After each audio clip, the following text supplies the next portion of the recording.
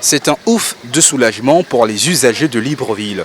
Ces voies, désormais recouvertes en pavés, viennent désengorger des quartiers qui en avaient bien besoin. Vraiment, on a souffert.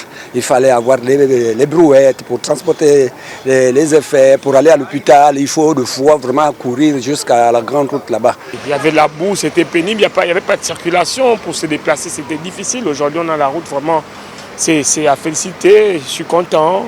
Le chantier qui découle du projet de développement des infrastructures locales initié par le gouvernement gabonais a pour vocation d'améliorer la circulation sur les axes secondaires de la capitale gabonaise.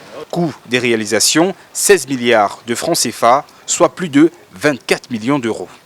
L'aboutissement de ces projets nous invite tous aujourd'hui à tirer des enseignements, tant sur le plan de la mise en œuvre technique que sur des aspects sécuritaires, afin que cette nouvelle expérience acquise puisse être utilisée au profit des prochains chantiers prévus dans les autres villes du Gabon.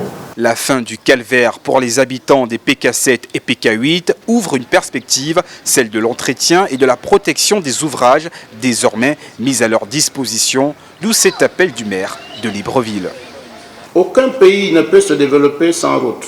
Nous devons nous concentrer sur les points clés de notre développement et travailler ensemble de manière intensive sur la promotion des projets structurels qui visent la construction d'un Gabon moderne, d'un Gabon émergent.